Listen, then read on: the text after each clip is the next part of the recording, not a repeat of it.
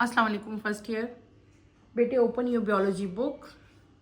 अपने last lecture में हमने सेल वॉल जो है वो कंप्लीट कर ली थी और जो बैक्टीरिया का जनरल स्ट्रक्चर था, जो उसकी जनरल मॉर्फोलॉजी थी, वो मैंने आपको कंप्लीट करवा दी थी। अब हम उसका नेक्स्ट स्ट्रक्चर जो है, आज नेक्स्ट जो उसकी मेम्ब्रेन है वो हम स्टडी करेंगे। Open your book, page number 35 open करें। आप बेटे सेल वॉल कंप्लीट कर लिया है। नेक्स्ट टू सेल वॉल क्या चीज़ प्रेजेंट है? सेल मेम्ब्रेन जो है वो प्रेजेंट है। सेल मेम्ब्रेन आज हम स्टडी करेंगे। Let's start with the reading, then इंशाल्लाह मैं आपको साथ साथ इसको एक्सप्लेन करती जाऊंगी। ठीक है, शुरू करें बेटे। Cell membrane or plasma membrane is present just beneath cell wall. It lies at the outside in bacteria that lack cell wall, that is mycoplasma and sacroplasma. The cell membrane of bacteria does not have sterols, for example cholesterol, in its chemical makeup. At some point, cell membrane invaginates and form vesicles, tubules or lamella in cytoplasm. These structures are known as mesosomes. These are involved in DNA replication and cell division and also serve as respiratory centers. Next है आपका, पहले हम इसी को पढ़ लेते हैं। Cell membrane, मैंने आपको क्या बताया था बेटे? हमने पढ़ी थी लास्ट मेम्ब्रेन कौन सी? Cell membrane. जो आउटर बाउंड्री थी उसकी सबसे आउटर में क्या कौन सी लेयर आई थी? सेल वॉल आ रही थी। सेल वॉल के बाद क्या आती है बेटे? सेल मेम्ब्रेन आती है। सेल मेम्ब्रेन या प्लाज्मा मेम्ब्रेन एक ही बात है। सेल मेम्ब्रेन जो है just lie beneath the cell wall, cell wall के बिल्कुल नीचे जो है सेल मेम्ब्रेन प्रेजेंट होती है। और ये आउटर मोस्ट बैक्टीरिया की लेयर उन बैक्टीरिया की लेयर है जिसमें सेल वॉल एब्सेंट है। सेल वॉल जो है कुछ बैक्टीरिया में होता है और कुछ में नहीं होता। जिनमें सेल वॉल प्रेजेंट होता है उनकी तो सेकेंड लेयर होगी सेल वॉल के बिल्कुल नीचे, और जिनमें सेल वॉल एब्सेंट होता है उनकी आउटर मोस्ट लेयर ही सेल मेम्ब्रेन होती है। और जिनमें सेल वॉल नहीं होता उनकी कॉमन एग्जांपल कौन सी है? माइकोप्लाज्मा एंड सैक्रोप्लाज्मा जो है उनकी कॉमन एग्जांपल है which lack cell wall. Cell membrane जो है इसमें स्टीरोल नहीं होता। बैक्टीरिया की सेल वॉल में बेटे स्टीरोल किसको कहते हैं? कोलेस्ट्रॉल को। कोलेस्ट्रॉल जो है इसमें एब्सेंट होता है उसकी केमिकल मेकअप में, यानी कि केमिकल फॉर्मेशन में। ठीक है, कभी कभार ऐसे होता है कि सेल मेम्ब्रेन जो है इन्वेजिनेट्स यानी कि बाहर आ जाते हैं और एक स्ट्रक्चर बना लेते हैं जिनको हम लोग क्या कहते हैं? वेजिकल्स कहते हैं, या टिब्यूल्स या लेमिलाए जो है वो कहते हैं। और ये तीन डिफरेंट तरह के स्ट्रक्चर्स है ना, और इन स्ट्रक्चर्स को क्या कहते हैं? Combinely they are known as mesosomes. क्या कहते हैं बेटे? इनको मीजोजोम्स कहते हैं। और मीजोजोम का फंक्शन क्या होता है? They are involve in DNA replication and cell division and also serve as respiratory centre. मैंने आपको क्या बताया कि कभी कभार, हमेशा नहीं, सेल मेम्ब्रेन जो है इन्वेजिनेट्स यानी कि अंदर की तरफ मुड़ जाता है और एक स्पेशल स्ट्रक्चर बना लेता है, वेजिकल लाइक, ट्यूब्यूल्स लाइक या लेमिलाए लाइक। ठीक है, इन स्ट्रक्चर को हम लोग क्या कहते हैं? इन स्ट्रक्चर को हम मीजोजोम्स कहते हैं। मीजोजोम्स का फंक्शन क्या होता है कि ये डीएनए रेप्लिकेशन में, सेल डिवीजन में हेल्प आउट करते हैं। इसके अलावा रिस्पिरेटरी सेंटर के तौर पर भी एक्ट करते हैं। मैं आपको पढ़ा रही थी बेटे अभी सेल मेम्ब्रेन की अभी रीडिंग की है। सेल मेम्ब्रेन मैंने आपको सारा एक्सप्लेन किया है। ये जर्नल डायग्राम थी बैक्टीरिया की। ठीक है, बैक्टीरिया जो मैंने उस दिन डायग्राम बनाई थी ये वही डायग्राम है। अगर आप इसको नोट करो, गौर करो इस डायग्राम पे, तो बेटे ये देखो, ये आउटर मोस्ट लेयर क्या थी? Cell wall. ठीक है, ये सेल वॉल है। सेल वॉल के अंदर वाली जो लेयर है ना, ये वाली, this layer is known as cell membrane. ये देखें, आपको मैंने मेंशन भी किया हुआ है। ये डायग्राम हमने लास्ट लेक्चर में ड्रॉ की थी, तब मैंने आपको सारा कुछ एक्सप्लेन किया था। सेल वॉल के अंदर यानी कि सेल वॉल के इनर साइड पे कौन सी लेयर प्रेजेंट होती है? सेल मेम्ब्रेन प्रेजेंट होती है। और फिर मैंने आपको बताया था कभी कभार सेल मेम्ब्रेन जो है इट इन्वेजिनेट्स, यानी कि देखो जैसे अंदर की तरफ मुड़ गई है, बजाय स्ट्रेट आने के ये क्या होगी? अंदर की तरफ चलेगी। इसने वेजिकल या ट्यूब्यूल्स लाइक स्ट्रक्चर बना लिया, ये जो स्ट्रक्चर बना हुआ है अभी। ठीक है, इस स्ट्रक्चर को हम लोग क्या कहते हैं? This structure is known as mesosome, जो कि डिफरेंट फंक्शंस में, डीएनए रेप्लिकेशन में, जेनेटिक जो उसकी सारा प्रोसेस है उसमें जो है ये हेल्प आउट करता है, इन्वॉल्व होता है। ये सेल मेम्ब्रेन बेटे, इनर टू सेल वॉल। और ये क्या हमने दिखा दिया मैंने आपको? दिस इज मीजोजोम जो आप अभी पढ़ के आए हो। ठीक है, इट इन्वेजिनेट्स। ठीक है, और ये स्पेशल स्ट्रक्चर बना लेते हैं which is known as mesosomes. ये क्या हो गया? ये हमारा कंप्लीट हो गया क्या? Cell membrane. अब हमने सेल वॉल भी पढ़ ली, अब हमने सेल मेम्ब्रेन भी पढ़ ली। Inner to the cell membrane there is cytoplasm. Cell membrane के अंदर क्या चीज प्रेजेंट है? साइटोप्लाज्म प्रेजेंट है। ये सारा का सारा साइटोप्लाज्म है जो अंदर आपको नज़र आ रहा है। इसके अंदर डिफरेंट स्ट्रक्चर्स हैं, वो इंशाल्लाह भी हम सारे डिटेल से पढ़ेंगे। नेक्स्ट आपका क्या आ गया, मैंने आपको दिखा दिया सेल मेम्ब्रेन कहाँ प्रेजेंट थी, मीसोजोम्स कहाँ प्रेजेंट थे, वो भी हमने पढ़ लिया। अब इनर टू अगर हम नेक्स्ट मूव करते हैं, इनर टू सेल मेम्ब्रेन जो थर्ड लेयर आती है, दैट इज साइटोप्लाज्म। ठीक है, cytoplasm contain dissolved substances and large structures such as nuclei, ribosomes and mesosomes. It lacks cytoskeleton and membrane bounded organelles. Many ribosomes are freely dispersed in cytoplasmic matrix and some are loosely attached to plasma membrane. Bacterial ribosomes are smaller than eukaryote ribosome. Each ribosome sediments at 70S, larger subunit at 50S and smaller unit at 30S. Near the center of cytoplasm there is an irregular shaped dense area that is nucleolide. It contains DNA. A bacterium possesses a single circular double-stranded DNA. Bacterial DNA does not have attached histones. It is sometimes called the chromosome of bacterium. Some bacteria have circular double-stranded extra chromosomal DNA molecule called plasmid. They are self-replicating and can replicate before or after division. They contain genes that enable bacteria for resistance against favorable condition, for example, antibiotics. अभी जो topic मैंने बेटे read out किया है, that is cytoplasm. Cytoplasm क्या है, it consist of dissolve substance. इसके अंदर डिजॉल्व सब्सटेंस होते हैं और बहुत सारे स्ट्रक्चर जो हैं वो प्रेजेंट होते हैं, जिनमें से मोस्ट नोटिसेबल स्ट्रक्चर कौन कौन से हैं बेटे, न्यूक्लियोलाइड है, राइबोसोम्स है और मीसोसोम्स हैं। इनका जो साइटोप्लाज्म है उसमें साइटोस्केलेटन एब्सेंट होते हैं और जितने भी ऑर्गेनीज हैं उनके मेम्ब्रेन बॉन्डेड नहीं होते। हम लोग जब हायर एनिमल्स के बारे में पढ़ते हैं तो वहाँ पे हमने पढ़ा है ना, ह्यूमन बीइंग के केस में भी हमारे सेल में जो ऑर्गेनीज हैं दे आर मेम्ब्रेन बॉन्डेड, लेकिन बैक्टीरिया में जो ऑर्गेनीज हैं वो मेम्ब्रेन बॉन्डेड नहीं होते।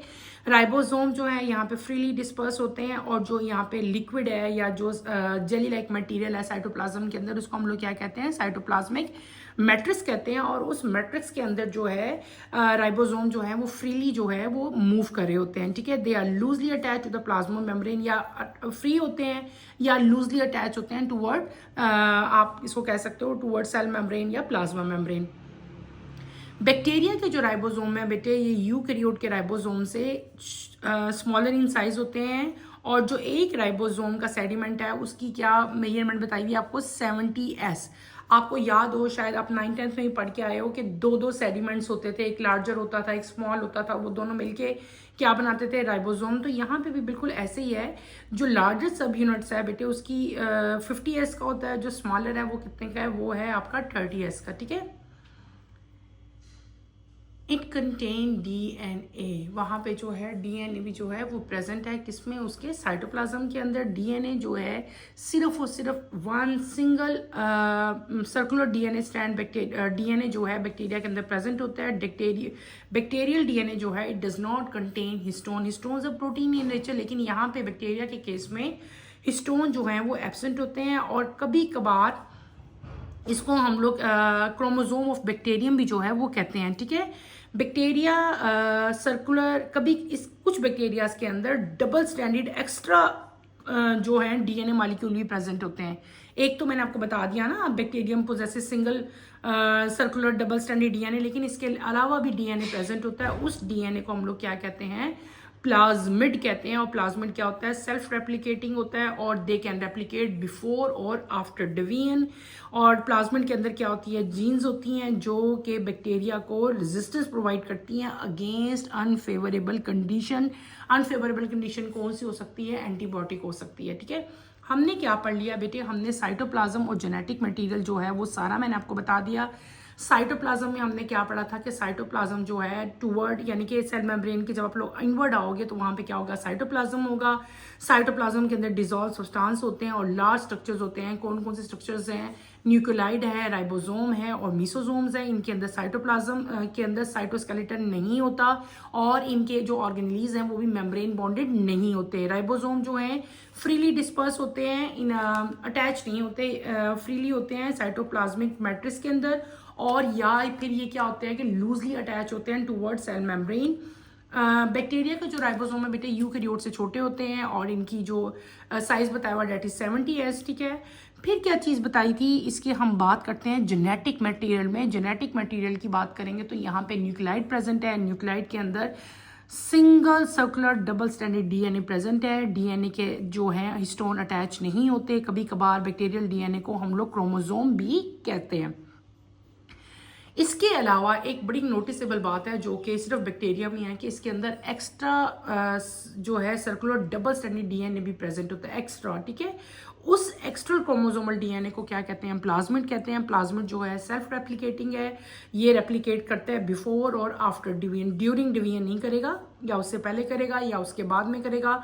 और इसके अंदर ऐसी जीन्स होती हैं जो कि बैक्टीरिया को रेजिस्टेंस प्रोवाइड करती हैं अगेंस्ट एनी फेवरेबल कंडीशन। वो फेवरेबल कंडीशन वेदर इन्वायरमेंट भी हो सकती हैं, वो अनफेवरेबल कंडीशन जो है कोई भी एंटीबायोटिक भी हो सकती है, तो उसके खिलाफ इसको रेजिस्टेंस प्रोवाइड करती हैं। यहाँ पे एक इंपॉर्टेंट नोट लिखा हुआ है, plasmid also serve as an important vector in genetic engineering. They are used to carry selected gene to bacteria for cloning or for the synthesis of specific protein. Plasmid जो है बेटे this is very important, ठीक है। ये it act as a vector, और vector आपको पता है कि जेनेटिक इंजीनियरिंग में बड़ा इंपॉर्टेंट रोल प्ले करता है। और इसका मेन फंक्शन क्या होता है कि इसको हम लोग अपनी सिलेक्टेड जीन्स को कैरी करने के लिए यूज़ करते हैं। अब हमने क्या पढ़ लिया, हमने बैक्टीरिया का जो स्ट्रक्चर था, जो मेन उसकी सारी वॉल्स थी, कौन कौन सी, एक था सेल वॉल, एक थी सेल मेम्ब्रेन, और inner to cell membrane there is cytoplasm. अगर आप यहाँ पे आते हो, इस डायग्राम को देखो जो मैंने लास्ट टाइम ड्रॉ की थी, ये सेल मेम्ब्रेन है।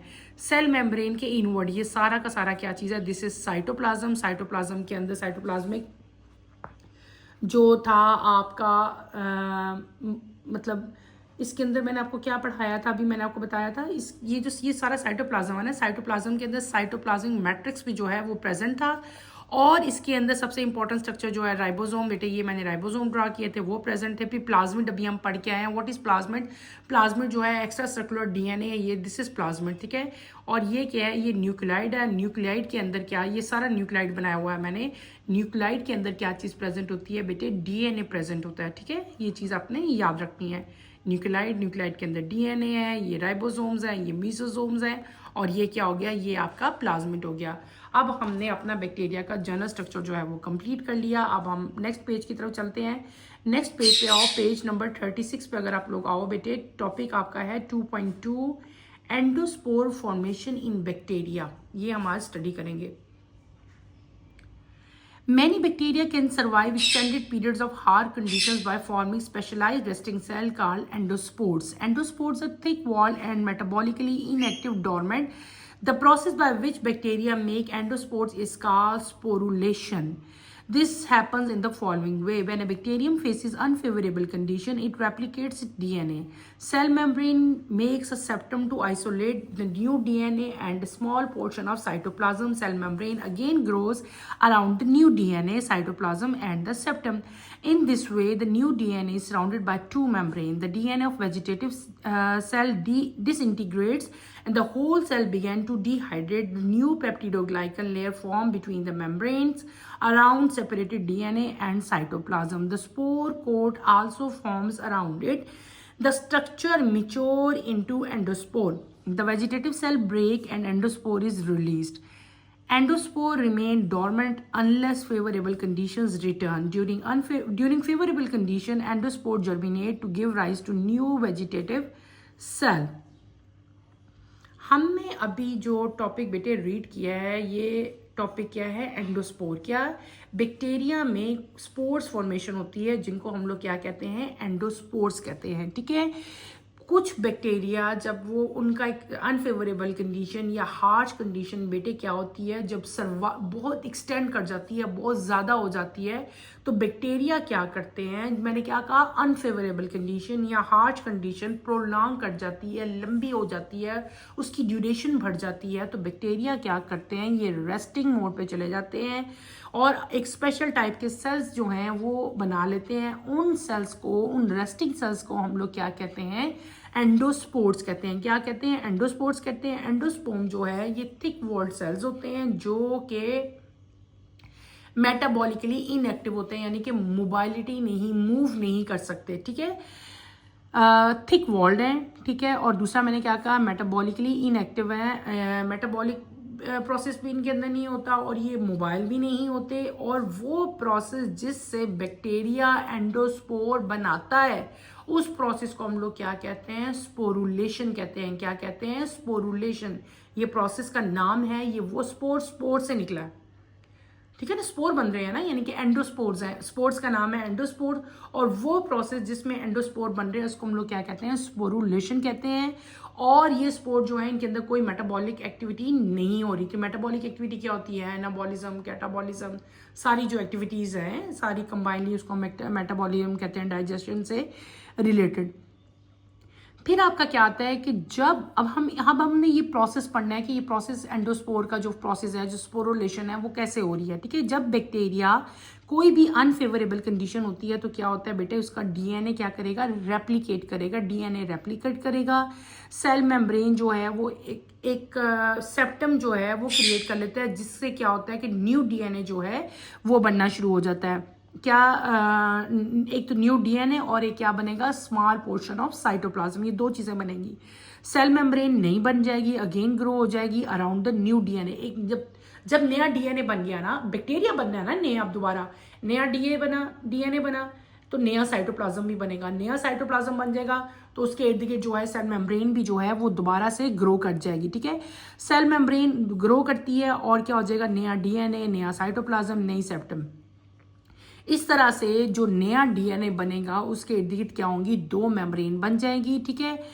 जो पुराना वेजिटेटिव सेल का डीएनए था वो डिसइंटीग्रेट हो जाएगा और सारा का सारा जो है क्या हो जाएगा, डिहाइड्रेट हो जाएगा। न्यू लेयर बनेगी किसकी बेटे, पेप्टिडोग्लाइकन। हमने सेल वॉल पढ़ी थी ना, cell wall make of peptidoglycan. तो इसमें भी क्या होगा कि नई लेयर बनेगी किसकी, पेप्टिडोग्लाइकन की। किसके दरमियान में, बिटवीन द मेम्ब्रेन्स, ठीक है। सेल वॉल और जो है सेल मेम्ब्रेन के दरमियान में बनेगी, जो के सेपरेट करेगी डीएनए को और साइटोप्लाज्म को। स्पोर के इर्द गिर्द स्पोर कोट आंसू जो है वो भी फॉर्म हो जाएगा। स्ट्रक्चर जो है, यही स्ट्रक्चर मिच्योर जब हो जाएंगे, जब हर चीज फुली डेवलप हो जाएगी तो स्ट्रक्चर को हम लोग क्या कहेंगे, एंडोस्पोर कहेंगे। वेजिटेटिव सेल ब्रेक डाउन हो जाएंगे, ब्रेक हो, जब कंप्लीटली ग्रो कर जाते हैं ना तो वेजिटेटिव सेल ब्रोक होते हैं, एंडोस्पोर जो है रिलीज हो जाते हैं। एंडोस्पोर उस वक्त तक डोरमेंट रहते हैं जब तक कंडीशन फेवरेबल नहीं हो जाती। जब कंडीशन फेवरेबल हो जाती है तो एंडोस्पोर क्या करते हैं बेटे, जर्मिनेट करते हैं। और जब वो जर्मिनेट करेंगे तो उससे नया वेजिटेटिव सेल जो है वो बन जाएगा। ये सारा प्रोसेस था। अगर नीचे देखो तो यहाँ पे आपको स्क्रीन पे एक डायग्राम बेटे शो हो रही है। ये सारा का सारा स्ट्रक्चर है, ये मैं आपको एक्सप्लेन करूंगी। नंबर 1 स्टेप है, ये देखो, this is bacterial cell.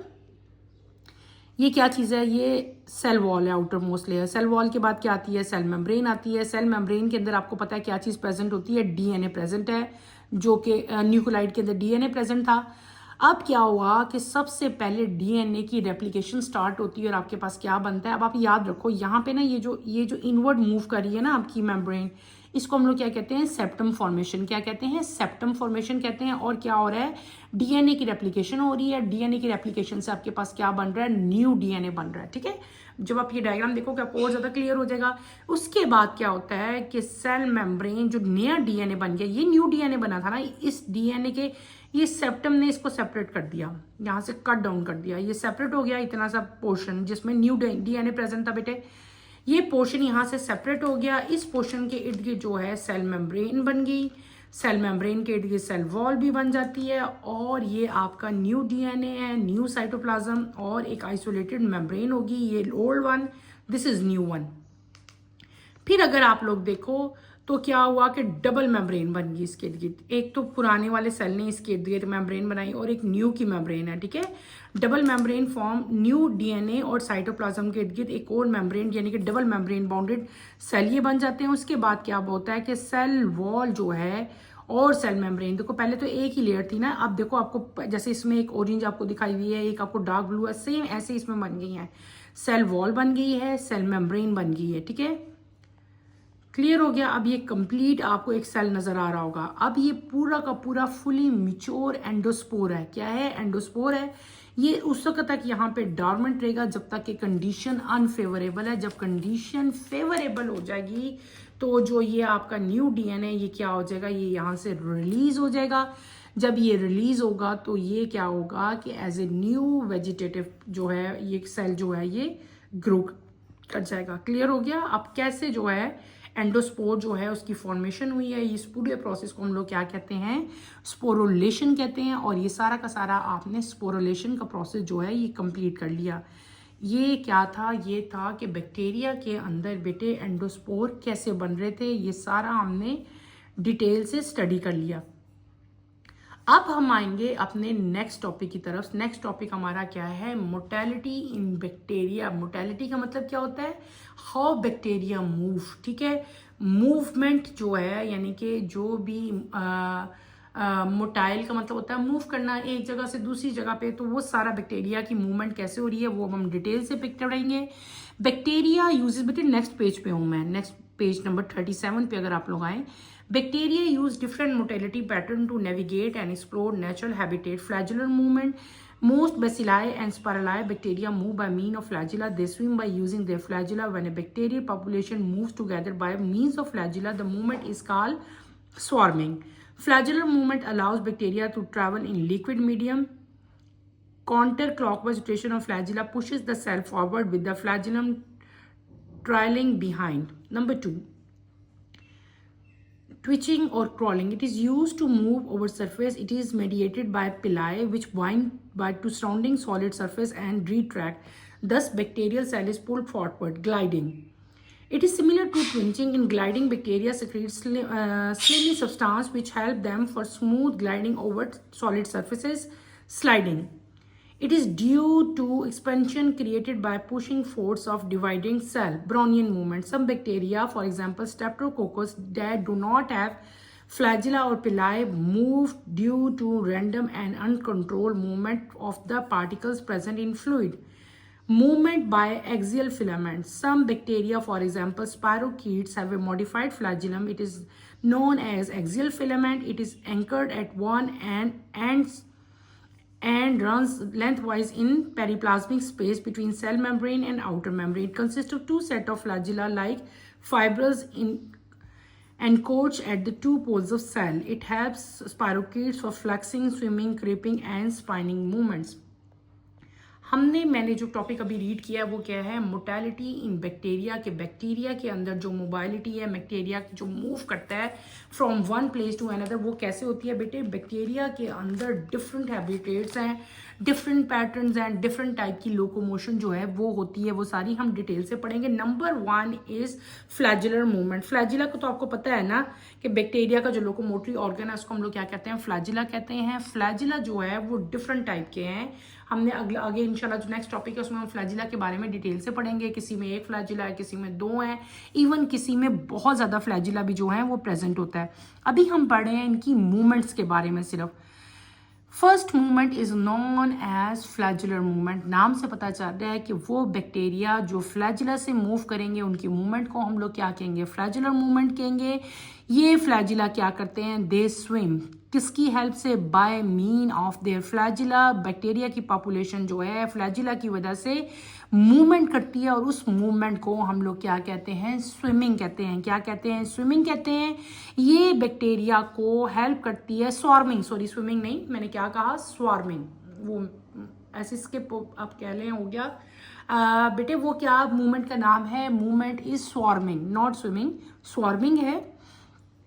Flagellar movement जो है बैक्टीरिया को लिक्विड मीडिया में मूव करने में हेल्प आउट करती है। ठीक है, इससे क्या होता है कि फ्लैजुला जो है वो आगे लिक्विड की तरफ मूव करेगा। काउंटर क्लॉकवाइज रोटेशन फ्लैजुलम की होगी जो कि सेल को फॉरवर्ड मूव करेंगे और जो फ्लैजुलम है वो ट्रेलिंग बिहाइंड करेगा। अगर आप लोग यहाँ पे पहली पिक्चर देखो, ये वाली picture, this one, first one, ये है ये फ्लैजुला का स्ट्रक्चर बताया हुआ है और ये आपको बताया हुआ है स्वार्मिंग, यानी कि कंबाइन होके जब ये सारे के सारे बेसिलाई, या 2 मेन इसकी टाइप्स हैं बैक्टीरिया की जो इस तरह की मूवमेंट शो करती हैं, वो कौन कौन सी हैं, वो हैं बेसिलाई एंड स्पायरलाई। ठीक है, ये दोनों की दोनों जो हैं ये क्या करती हैं, स्वार्मिंग और स्विमिंग। ठीक है, ये मूवमेंट्स दोनों जो हैं इस तरह की मूवमेंट शो करते हैं। ये दोनों टाइप के बैक्टीरिया, बेसिलाई और स्पायरलाई, और ये दोनों आपकी डायग्राम बनी हुई है।